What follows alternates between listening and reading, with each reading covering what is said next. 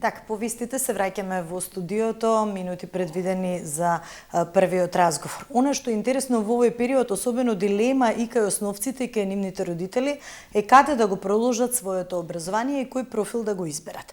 Со мене во студиото денеска е господинот Димитар Ѓоргиев, директор на Средното стручно училиште Михајло Пупин. Добар ден и добре дојдовте. Добар ден и на вас, ви благодарам што ме поканивте. На самиот почеток споменав дека во дилема не се само учениците, туку се и нивните родители, бидејќи практично целото семејство го засега каде нивното дете ќе го продолжи своето образование после завршувањето на деветолетката.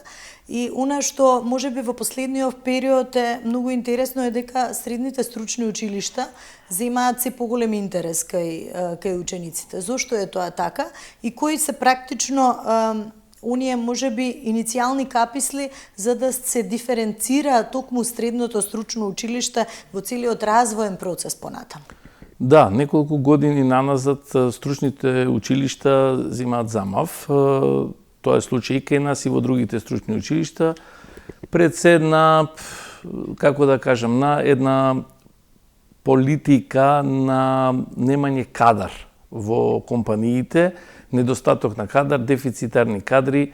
Знаете дека години наназад повеќе се форсираа гимназиите, но веќе и родителите почнаа да сваќаат, а и самите ученици, дека со завршување на некој од стручните училишта си обезбедуваат иднина, која ќе им донесе не само работа, туку и добри финанси, бидејќи, како што кажав, наназад годините, поготово овие последниве 2-3, и компаниите нудат поголеми средства, поголеми плати на тие, бидејќи немаат работници. Пазарот на труд секако ги диктира потребите, од она што рековте, меѓутоа и новите светски трендови нели покажуваат дека практично работната сила е моториката што го движи, што ја движи нели економијата и бизнисот. Кои насоки практично ги имате во вашето училиште? Што е она што можеби има најголем интерес низ последниве години, што ги привлекува учениците да го изберат токму ово училиште? Ние сме чисто електротехничко училиште кое има традиција и едноставно знаеме дека има неколку други училишта кои имаат одредени профили како што се електротехниката, но имаат и други профили, но ние сме чисто електротехничко училиште. Кај нас постојат 5 профили, од кои се 3-4 годишни. Тоа се компјутерска техника и автоматика, потоа енергетика, електроника и телекомуникации, тоа се со 4 годишно трајање на образованието, и 3 годишното е електроинсталатер, монтер и електромеханичар. Од овие 5 профили, како што кажав, 2 се во дуално образование, кои имаме соработка со компании. Инаку сите овие ученици во било кој од профилите мора сега со новите премити како што се учење кај работодавач, феријалната пракса што е задолжителна во летниот период, направивме соработка со еден огромен број на компании. Самото тоа ќе видиме дека на вистина е потребен кадар. Ние како училиште во изминатите неколку години склучивме меморандуми за соработка со преку 250 компании, каде што сите наши ученици ги одат на практичната настава, односно учење кај работодавач или пак феријалната пракса, а и во дуалното образование во тие компании. И потоа еден голем број од тие ученици, веднаш по завршување на средното образование, оние кои не се решаваат да заминат на факултетите, веднаш се имаат работа. Дел од нив, тие што се и некако подобри, едни од подобрите, да кажеме, отвараат и собствени бизниси. Практично низ целиот образовен процес и се филтрираат сами кадрите, каде понатаму ќе си го најдат нели својот професионален пат. Ја спомнавте феријалната пракса, но и сигурно има и повеќе стручни предмети кои што и нудат и дополнителна пракса на учениците. Да, значи феријалната пракса тоа е задолжително, што во летниот период за да запишете народна година морате да посетите 5, 10 или 15 дена во една од компаниите за да создадете услов нели за запишување во наредната година. Но тука е доброто што огромен број на ученици остануваат и преку целиот летен период да извршуваат пракса, со тоа што компаниите им плаќаат соодветен надоместок. Има ученици што се навистина заинтересирани. Јас морам да кажам дека И нашите ученици ги гледам имаат се поголем интерес и сакаат да го работат она што се запишале. Ние нели во овој период кога се двоумиме, односно учениците се уште јас мислам дека не се доволно зрели за да се одлучат точно што сакаат да бидат во животот, пак треба да имаат некоја помош и од родителите. Затоа што во стручното образование, конкретно кај нас, навистина има иднина, ова моментално и во светот и на светски рамки е трендовско овие профили што ги има, поготово оние што се со 4 степен, но морам да кажам дека и 3-годишните образование и дуално образование во 4 степен нуди веднаш перспектива и работа.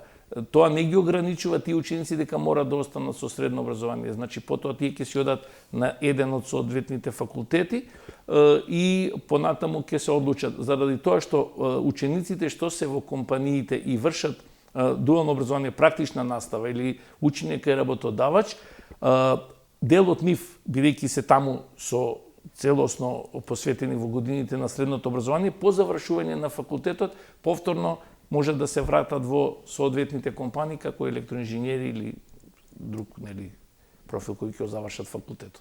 Практично и работодавачите на овој начин ги анализираат и ги бираат своите вработени, што дополнително создава една синергија во однос на тоа каков квалитет се нуди и каков квалитет се добива. Професоре, кој модел го користите кога се работи за некој, да кажам, некои позитивни практики, можеби од некои други образовни системи, кои што ги имаат веќе искористено, затоа што самиот напредок на технологијата, и она што го споменавме, модерното време е 21 век е брз век кој што бара стручни компетенции што мора да се добијат и во текот на основното, средното, па потоа на високото образование. Но имате ли некои искористено модели, да кажам, од образовни системи од надвор? Значи вака, Михајло Пупин е училиште кое прво го започна дуалното образование, како што го нарекуваме ние и во Европската Унија. Дуалното образование во принцип на Запад е малце поинако од овдека, заради таму што компаниите ни имавме и посета во Австрија. Конкретно нашето дуално образование започна на пристапот на австријскиот модел, заради тоа што ева на Македонија како наш партнер од самиот почеток до ден денес, една од тие 250 компании, имавме прилика да отидеме таму да видиме. Таму, например, дуалното образование, самите компании ги наоѓаат децата, ги запишуваат во тоа стручно училиште, па потоа ги повлекуваат. Кај нас е воведено тоа дуално образование, ние сме прво училиште кое го воведе, со тоа што потоа пред 2-3 години го воведовме и во уште еден профил како што е енергетиката.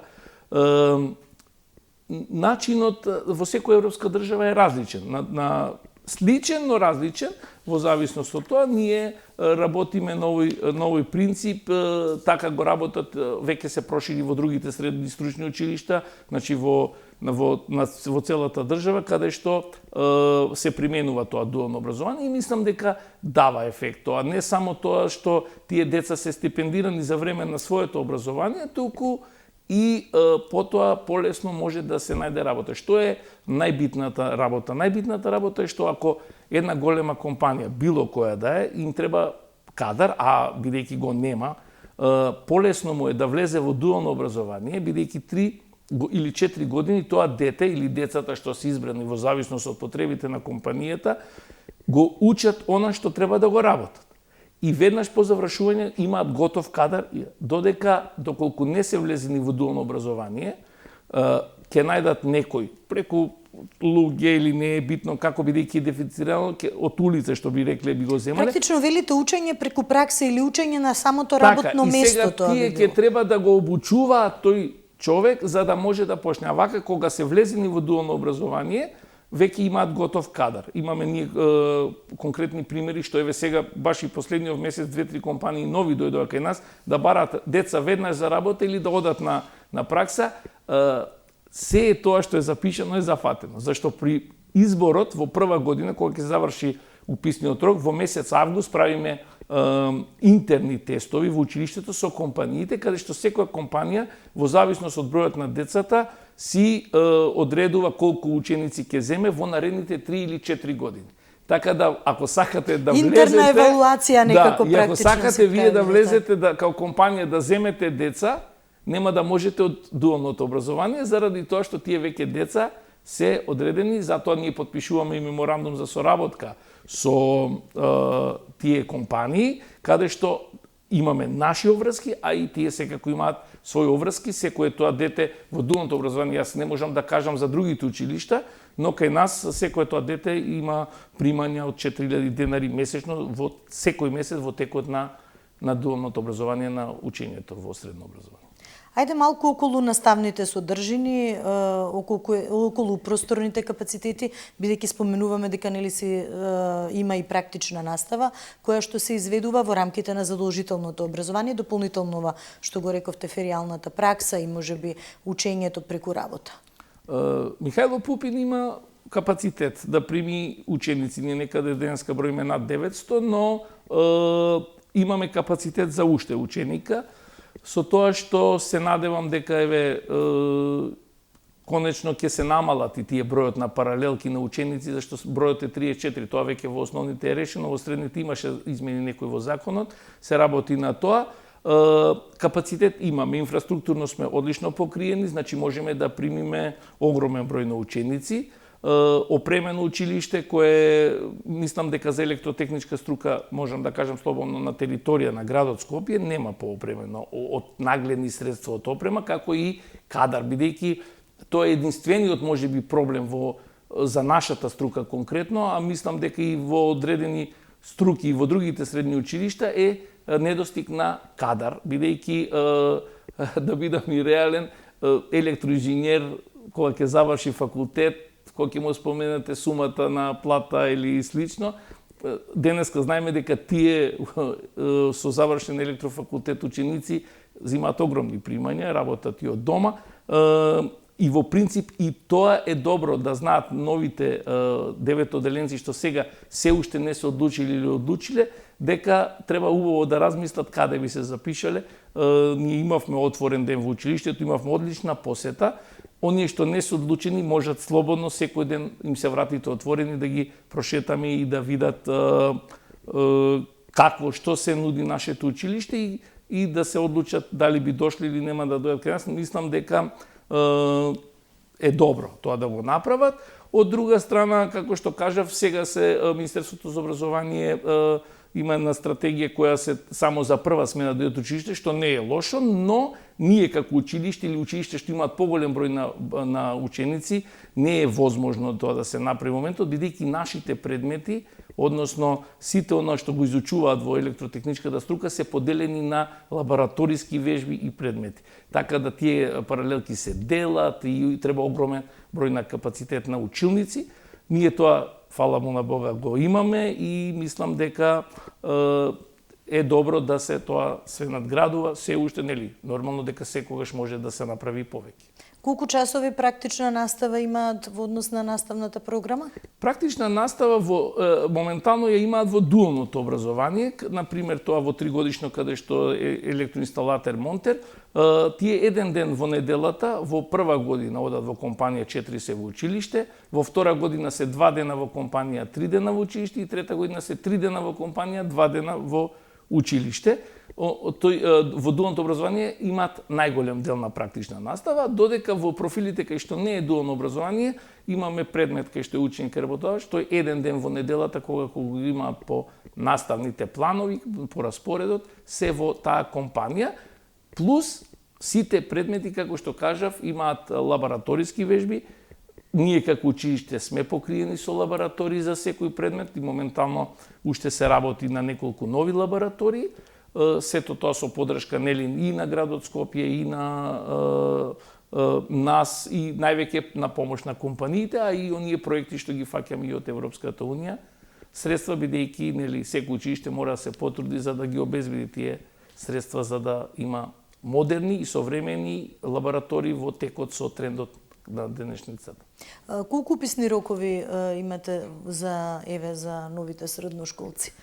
Првиот уписен рок е 14 јуни ќе се отвори електронски, нели потоа ги носат документите во училиштето, тоа е прв уписен рок кој ќе заврши негде на 20 јуни. вториот уписен рок е на 30 јуни, ако не се лажам, и останува во август еден, не е тоа уписен рок, туку оние ученици што не завршиле, нели, во 9-то летка се на полагање или по било кој основ дали се испитна година, да можат да се запишат тогаш во оние училишта каде што има слободни места.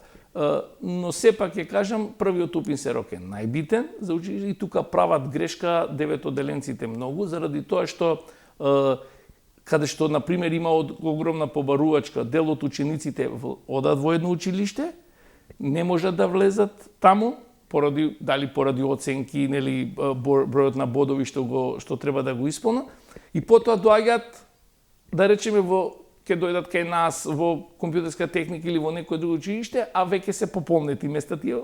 Едноставно, затоа им дал еден предлог или насока, да кажеме, сите деветоленци, она што го сакаат и она што мислат да го учат, да не експериментираат, туку веднаш да идат во тоа училиште во првиот уписен рок, за да може да не остана, да кажеме, потоа ни на едно, ни на друго место. Дали можеби има недоволна информираност од ова што го споменавте? Можеби и неодлучноста, оние што веќе се определиле, знаат каде ќе продолжат, знаеме дека интересот за гимназиските училишта се уште е голем, меѓутоа она што пазарот на труд, како што претходно споменавме, е сосема различно.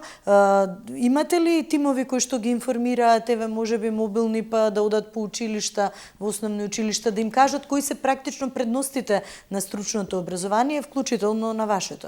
Да, значи, ние како училиште години наназад, значи 5-6 години, традиционално правиме тимови во сите општини и влегуваме во секое основно училиште.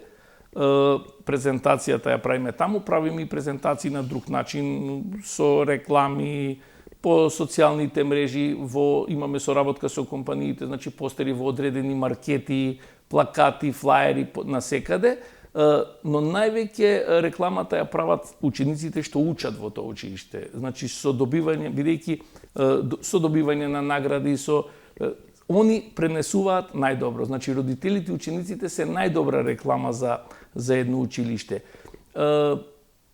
Можеби проблемот е и во друга гледна, каде што децата, нели, во 9 не знаат кај се одлучат, па другарчето ми отишло таму, ќе одиме сите таму. Најчесто или да тоа кажеме, е така гимназиите се предишно во централното градско подрачје, па ајде тука ќе сме поблиску до кафичите и дова. И далечината, демек, ајде ќе се запишам во ова училиште, тука поблиску живеам, мислам дека тоа е погрешно, заради тоа што ние конкретно имаме огромен број на ученици од Ѓорче Петров и од Карпош, што патуваат. Така да и ние кога сме били ученици сме патувале некаде подалеку. Мислам дека далечината и изборот на ученикот дека ќе бидам поблиску до дома и за тоа ќе се запишам таму, а дали го сакам или не сакам да го учам е погрешна и треба да си се запишат онаму каде што, зборам за ученици што знаат, да се запишат онаму тоа што сакаат да бидат, а не да се гледа оние трендовски работи, да сме во центар поблиску за кафиње или на местото на живење. Мислам дека Што ви покажа еве првичните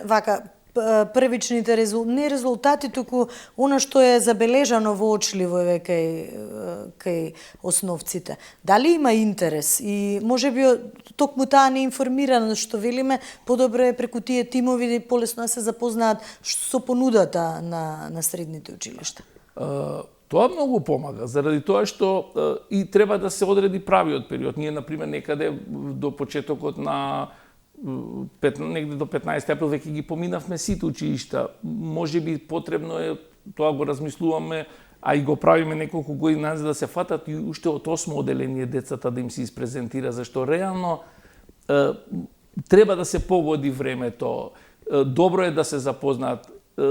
Делењето на флаери, постери, сето тоа го работиме, но еве оваа година направивме една добра видео, 2 видео реклами кои се простира со огромен преглед на, значи гледаме секаков начин како да им се доближиме, а најдобрат показател е за тоа што отворениот ден секоја година го правиме во сабота, заради тоа што се слободни родителите да дојдат со своите ученици. Оваа година поминавме одлично и се надевам на бројка на уписни ученици како и изминатите неколку, дека ќе го задржиме тоа ниво, бидејќи на вистина е доста барана електротехничката струка, имаат можност за работа, не може да остане, што би рекол, ученик што стварно сака да работи по струката, да остане незапослен, заради тоа што огромен број на компании имаат побарување од работна сила.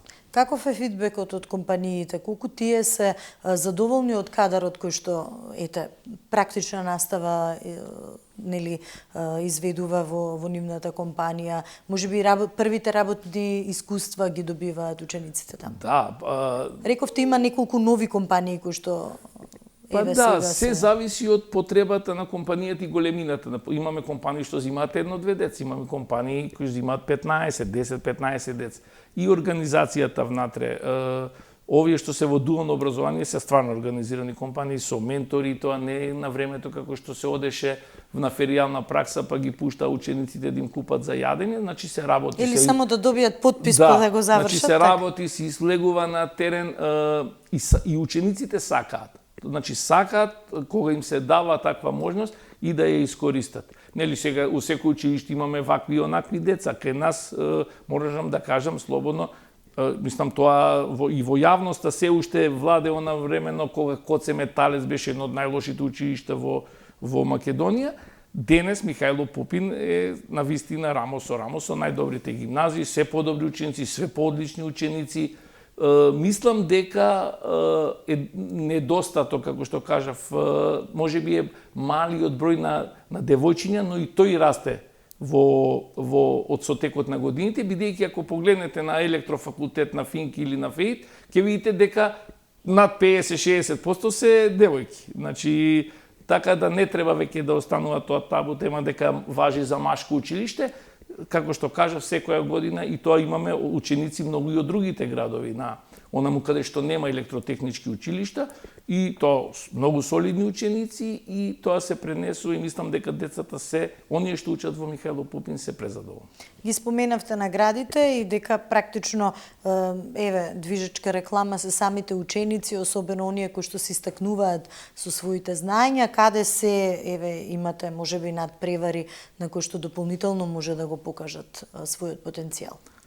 Ние како училиште оваа година и претходните неколку добиваме се поголеми награди, значи имаме ние општински на државно првенство прваци во математика, физика, да речеме. Имаме ученик Сердар кој беше прв во Европа, пети за Microsoft во Америка, беше на надпревар.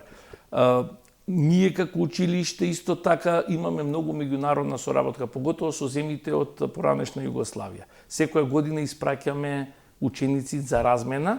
Оваа година исто во Босна и Херцеговина, лани бевме прв пат, оваа година втор пат, единствено училиште од Македонија кое ја представува не само училиштето Михајло Пупин, туку и државата. Имавме за презентирање на труд прва награда. И уште многу награди во смислот на реални компании, Junior Achievement, што имаше надпревари и други надпревари. Гледаме да се учествуваме секаде, гледаме да го презентираме тоа што нашите ученици го совладуваат, иновации од врвен квалитет.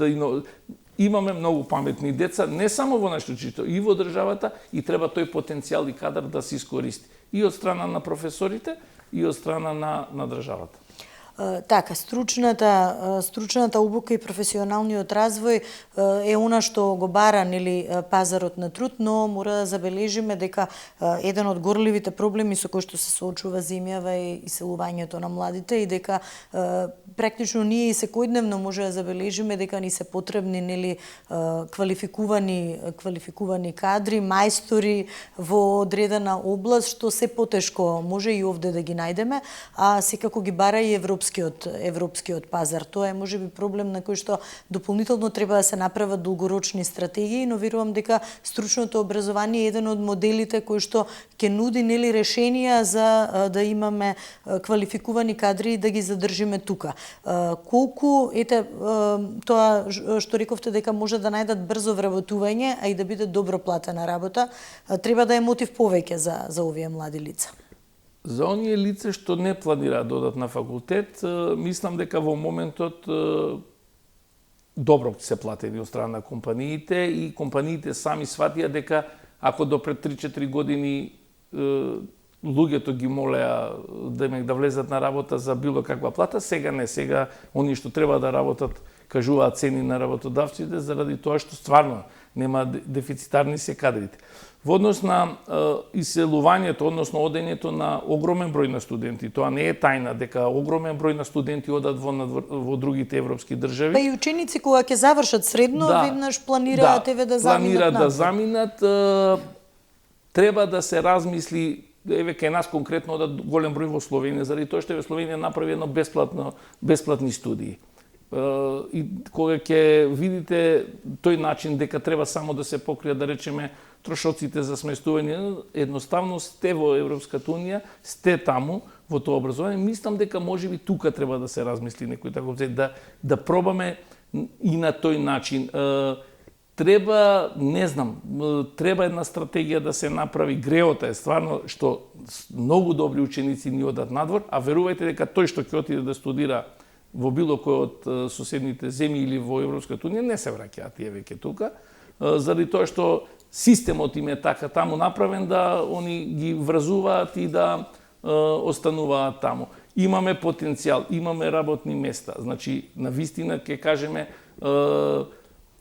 дека треба да се нема работни места или слично, не. Еве јас ви гарантирам, поготово за стручните училишта, без разлика дали сте во Гостителско, во Влахов или во Михајло Пупин или во сега да ги бројам сите стручни училишта, има огромен број на работни места. И заради тоа мислам дека младите луѓе треба да се насочат кон стручното образование. Сега по вокација гимназиите се полнат ради така да и на нив им е полесно сега реално да правиме муавет. Например, имаме елитните гимназии кај што не треба да излезат они на презентација и да им се презентираат на училиштите, зашто им се пунат. А ние стручните училишта, доколку не излеземе, не се мотивираме, не им се понудиме на учениците, не им представиме она што го нудиме, верувајте дека ќе останеме без ученици. Затоа треба да ги запознаеме младите уште порано, можеби у 8, у 7 одделение, од почеток да се напати една стратегија, поготово за електротехничкото училиште, зашто кај нас 9 одделенците последен пат се среќаваат со дел од програмата во 6-7 одделение, не знам кој предмет таму што имаш дел у физика во 8-9. Или технички вештини, ако практично нешто има. Затоа мислам дека треба да се направи, да се тоа мотивира. Така да имаме потенцијал, имаме ученици, имаме работни места, многу за стручните образованија, само треба да им го испрезентираме и да им објасниме дека и на младите дека веќе и на запад не е тоа што беше. И дека така, информацијата е многу важна. И па еве кога ги споменавме само колку за споредба, еве Швајцарија на пример ги има највисоко квалификуваните работници во светот, токму благодарение на таа што ја споменавме претходно стручна обука и професионален развој, па дури до 70% од учениците од средно образование учествуваат во тој систем за стручно образование и обука кој што практично се смета за златен стандард, слично е нешто и во Германија, меѓутоа барем од она што го нуди дуалното образование што споменавме, и ние не сме далеку и во однос на капацитетите и во однос на наставните содржини да ги насочиме учениците. Рековте, информацијата е многу важна, но порано можеби да се почне за да им се даде информација повеќе што се во пракса може да научат, да искористат, а нормално на крајот на денот да бидат и платени нели за својот труд. Да, јас со ученици и колеги неколку година, значи ние комплетно како Михајло Пупин, одиме во соседните земји, тоа ни е интерна размена, која работиме со контакти. Можам да ви кажам дека ние сме и пред Србија, и пред Босна многу во дуалното образование. Црна Гора, заради тоа што кај нас веќе тоа се разработи. Во формалниот дел на образованието или и практичниот? И практичниот дел, бидејќи тоа сме многу добри. Можам слободно да кажам, за разлика од тие сега, има земји кои се, да кажеме, и Хрватска исто пред нас малку тоа влезена.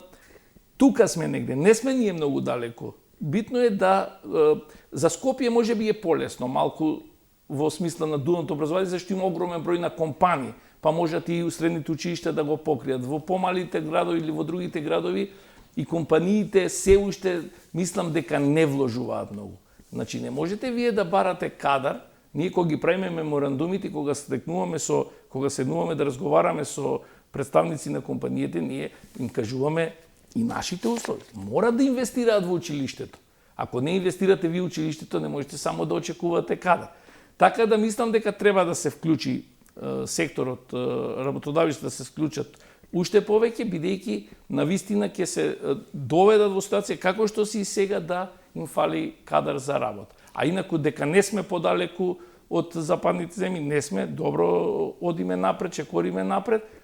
Треба, нели, секогаш ќе треба да се разработи повеќе и повеќе да се вложува, но мислам дека можеме да бидеме во моментот задоволни од она што го даваме како образование во стручното образование и за дуалното образование. Да не биде дека само продуцираме кадар, а потоа лесно го оставаме, нели, да се испушти. Да, вие кога ќе видите на пример и во Швајцарија и во Словенија, најдобрите што излагаат се не се словенци или швајцарци, тоа се деца што се дојдени дали од Србија, дали од Македонија, само они го представуваат после како нивен кадар заради тоа што направиле некоја стратегија како да ги придобијат и мислам дека имаме, ја повторно ќе кажам, имаме совршени дечиња, имаме деца што навистина можат и потенцијал се да постигнат, само треба да им се даде шанса. Ви благодарам за разговорот. Верувам дека за голем број ученици, девето оделенци и нивните родители им помогнавме да размислат уште еднаш дали ќе го продолжат нели своето образование во стручно училиште, во гимназиско. Сепак тоа е личен избор, меѓутоа она што е бенефит и она што се можности се навистина многу и треба да им се даде можност па да направат вистински избор.